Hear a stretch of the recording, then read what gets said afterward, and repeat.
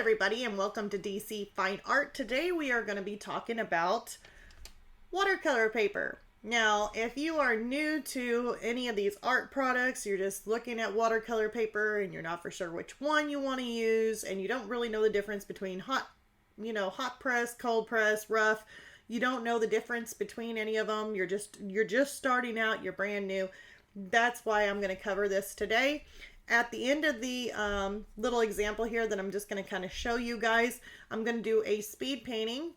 Now in the speed painting, it's not going to be finished, so it's not a complete speed painting, but it will be of the, it's of the bird. It's like a desert. I was working on it, but it was a desert buzzard, but he kind of looks more like a crow. I decided to add some different colors in there, kind of add some, just make them different. So very interesting, but I'm going to be doing a little speed painting, just kind of show the progress of what I've completed so far on him, just to kind of add that to it, because on that one I was working from the Arches Hot Pressed paper, except in the actual pad like form block, should I say.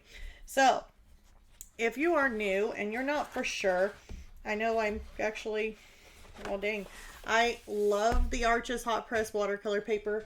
I use this quite often if I do pick out this paper. Not only do I use it for like watercolor or anything like that, but a lot of times I also use it for working with color pencil, because it actually does really, really nicely on color pencil. So believe it or not, this one here is my last page of the Arches Hot Press Watercolor paper. So you guys are actually going to be seeing me use this and the last page of it. I don't even know how many pages is in this book. This one here had 12 sheets. So yeah, this is going to be my 12th sheet that I'm going to be using to show you guys. So if you're wondering what hot press is a very, very smooth paper. So super, super smooth. And basically I'm using right here is a Caran D Ache Museum Aquarelle pencil. And the reason why I chose to use a pencil instead of having to use watercolor itself and get it all over is that I kind of wanted to show you the texture and the texture that you can get from it. So like with this, as you can see, it is really, really smooth. I'm going to try making this probably as big as I can, kind of showing you just how smooth it is. So I'm using this black one so that way it can really show up. So here I am using this, and yeah, so let's go ahead and add water to it and just see exactly, whenever I break it down, just how smooth this is. So I love these aquarelle color pencils or watercolor pencils, because of just how pigmented they are. They're very pigmented and you can really get a lot of color down. So look how smooth that is. I mean, it's very, very smooth. So, and it definitely soaks it in. This paper absorbs it very, very nicely. Just kind of taking it out just to show you how smooth it is. Really, really smooth. So as you can see, you've got really no texture to it because of the smoothness. Now the reason why I like to use my color pencils on this paper is because of how smooth it is. I can get fine detail with my color pencils, or if you're wanting to use it with watercolor and have the color pencils, you can still get some really fine detail because of how smooth this paper is. And you can actually add quite a bit of layers to it, so it is super nice. So that is our smooth one. I probably can still use this paper if I actually just cut it down here, and I can make it into a smaller size. So as long as I stick to just one side, we're good. All right, so that is right there the Arches Hot Press watercolor paper. It's 100% cotton. And let's see here. Usually they state, oh, it's 140 pound is the paper. So Super nice. Absolutely love it. So I'm going to lay this over here so it can dry. Now, here is the Arches cold press paper. Now inside here, as you can tell, I actually got a full booklet of it. I don't use it that much. I actually probably need to use it more because I need to work on it. Now if you feel this, I know you guys can't see it, but it feels very like rough. So it's got a nice rough texture to it. Looks like I spilled my pastels and they started going on this paper. But yeah, you can't really see it. And it's still on the cold press. It is 140 pounds, so it's the same type of weight on the paper. 100% cotton. 12 sheets in this one. This one here is a 9 by 12. The other one was actually much bigger. I think that one there was a 11 by 16. So pretty big. And this one here is a 9 by 12. So now I'm going to show you guys the texture on this one. So here we go. Looky how grainy. Looky. I think I just said looky. I don't know why I did that. I honestly don't. I usually don't say that. I don't know why I did that. But look how the grain on this is. The texture on this. It's got a lot of texture. And I am putting quite a bit down. So whenever I do use my water, it is going to fill in those grooves. But nonetheless, it is really textured. So as you can see, look how bumpy that is. So that is why cold press has a lot more texture. So let's go ahead and use some water on this and just see what we get. Now, of course, it's going to fill in all these bumps and grooves.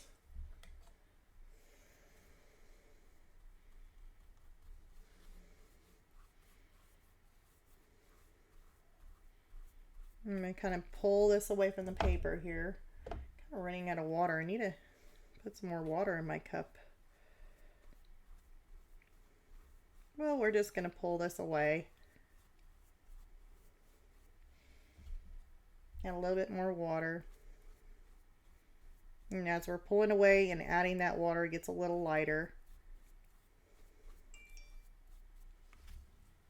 And let's see what we got. So basically you can see here, there is a lot more texture and kind of grooved. You kind of get this like texture kind of feeling. It kind of looks like, I guess whenever it dries, you'll still see more this bumpy look to it, which is kind of cool if you think about it. If you're wanting something a little bit more texture like this, you could probably do an elephant and have that nice textured skin look, and it kind of makes it look even more realistic. Just a little thought compared to having something that looks like this.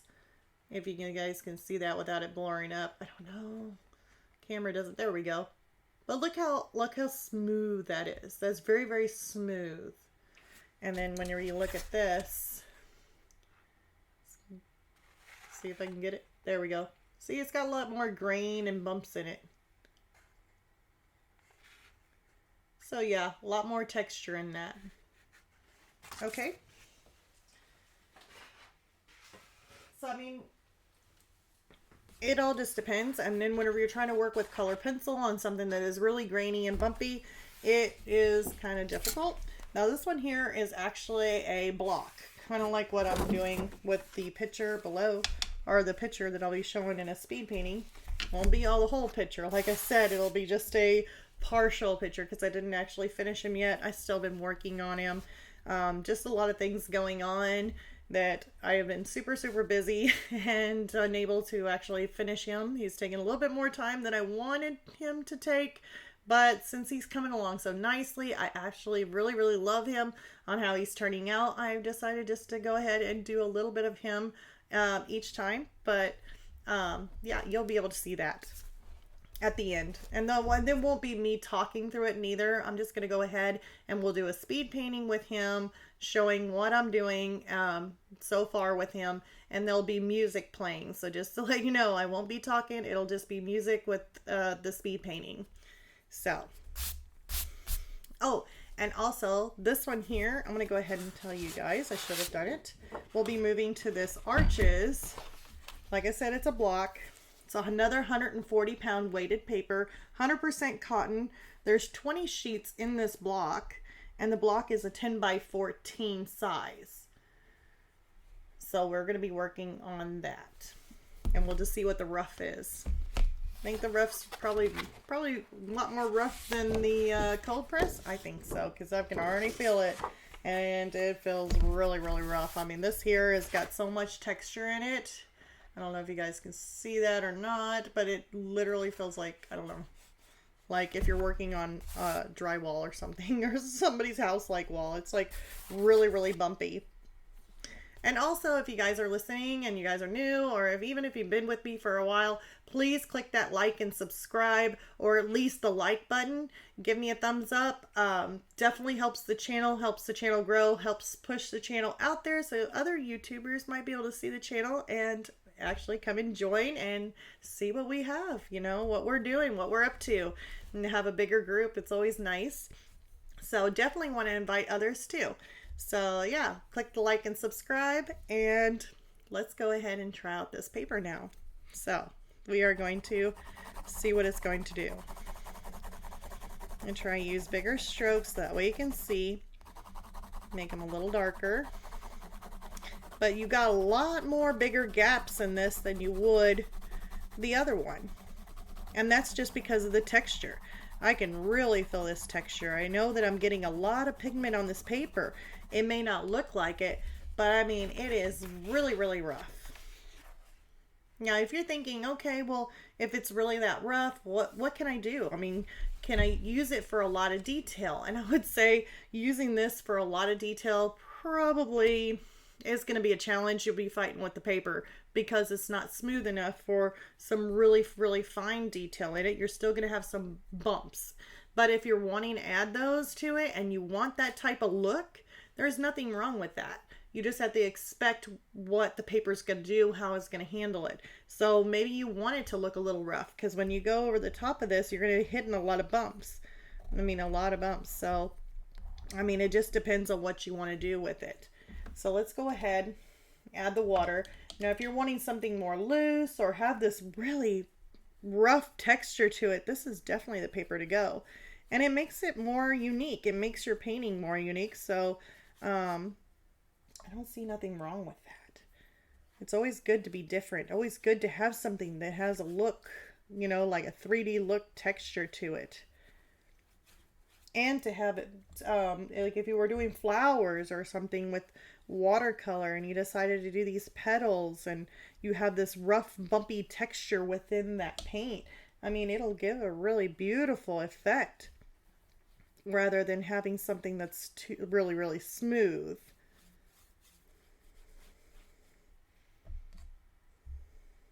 See if we can pull that out just a little bit more.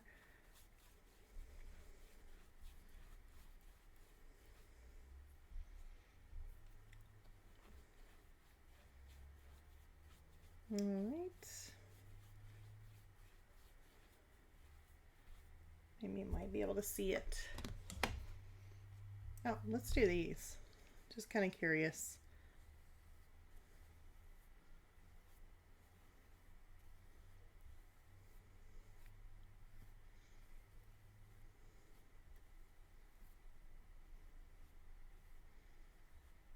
I don't know, this paper I really should use it a lot more, like the more rougher tones, because I don't really use it for much.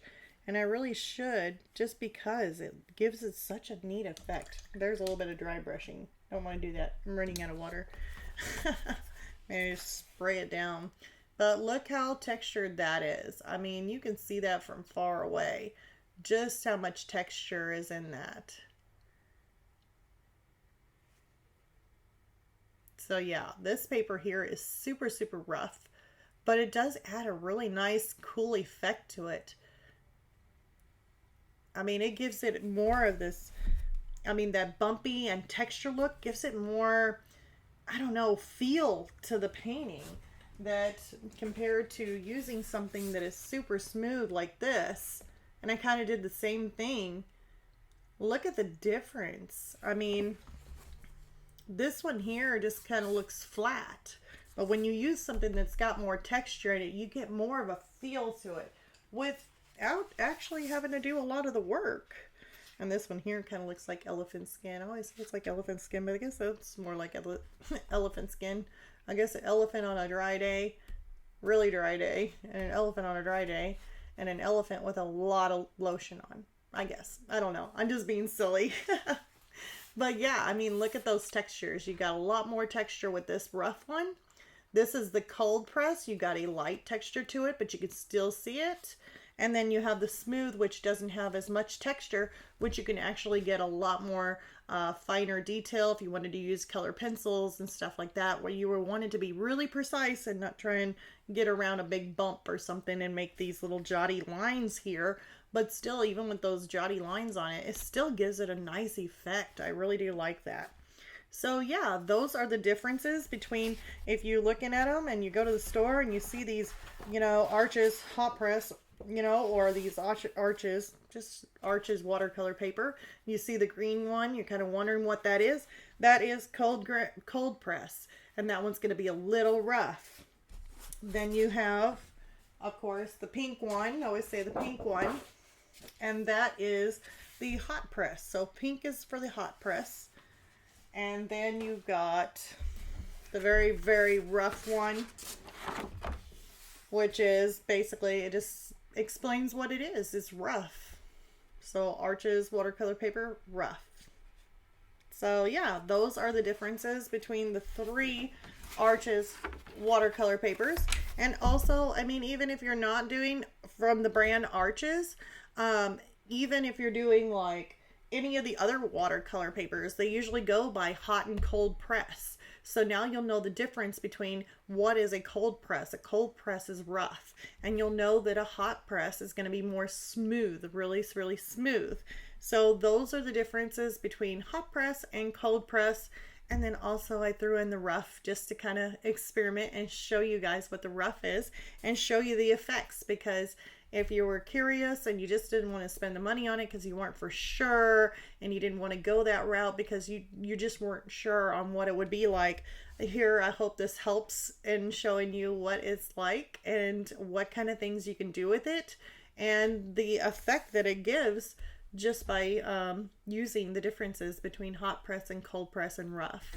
So all right, well, I hope you guys enjoyed this. I know it's a really quick video.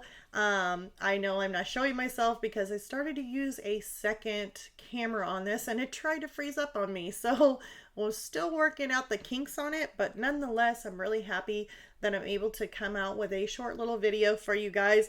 I'm hoping that I can get a full video coming over. We will have the Palettefull pack box coming up, so whenever I get that, I'm going to be working on demonstrating the Palettefull pack box and what we received.